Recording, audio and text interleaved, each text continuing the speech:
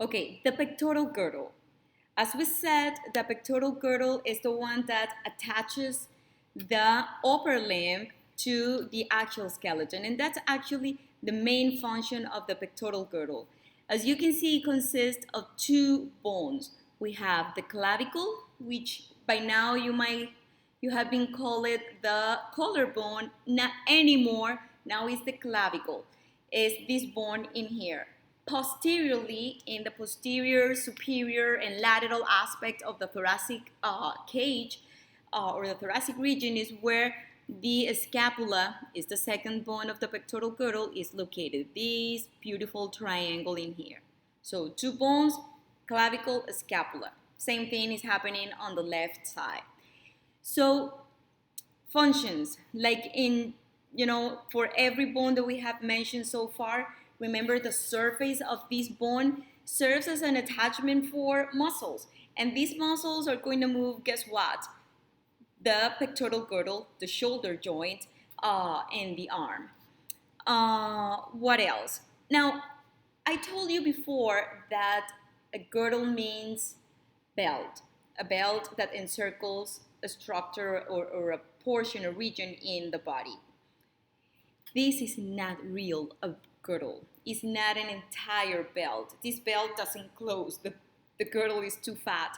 Or so as one of my students compared once, she compared this to an open scarf, a scarf that is opened on the back. Why am I telling you this? Listen, watch this. Look at the clavicle. Medially, articulates with the sternum, right? Closed in here.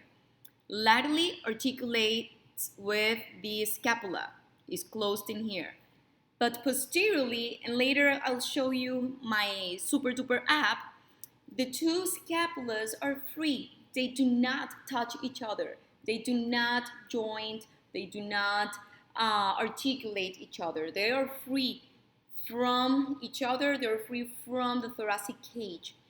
That allows a great deal of mobility on the shoulder joint and in the pectoral girdle in general. We can move a lot. It has a wide range of motion as I described down here. But this is whenever we have an area of the body, a joint, a pectoral girdle that has a wide range of motion, it means that the ligaments in there, they're keeping the bones together at the joints, they're they're loose, and to allow all of those movements. But the thing is that we're sacrificing on that way stability. So this area of the skeleton, the pectoral girdle, is incredible mobile. We can perform movement with the pectoral girdle that we cannot perform with, for example, the pelvic girdle, but it's not stable.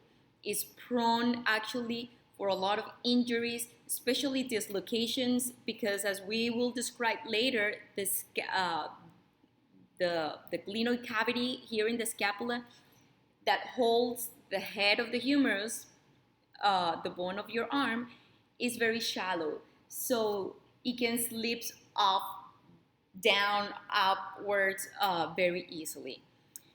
So that's the thing. So pectoral girdle, remember, two bones, clavicle, scapula, great or wide range of motion, but unstable. Very easy to dislocate. Now let me show you my super duper uber duper. I love this app. This app to show you the bones of the pectoral girdle. So I don't want this view. I want this one. Okay, I'm gonna enlarge this a little bit. Use my pen and look. In here you have the clavicle. It's articulated in here. It's joined together with the sternum medially. Laterally, see there is joining. This is a portion of the scapula. So it's joining the scapula. I'm gonna show you. I'm gonna rotate as slow as I can. Look again here. The clavicle, how it's joining the scapula. And look at the two scapulas. Look at that. See, they are free. This is one scapula, this is the other scapula, and they're free. They're not connected in the middle. See, they actually, let me see if I can show you. This guy wants to dance. Okay, look at that. Look at the scapula. Look at the thoracic cage. They're separated. They are not, the scapula is not attached to the bones, to the ribs in the thoracic cage.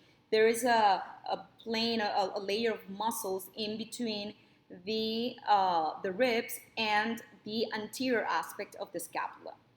So I think that is pretty much clear. Let me show you just before we leave this section how it looks like. Loading. Okay, this then is the pectoral girdle, clavicle, scapula. Then we're going to learn about this, which is the upper limb. Got it? Okay, see you in the next section. We are going to describe the clavicle.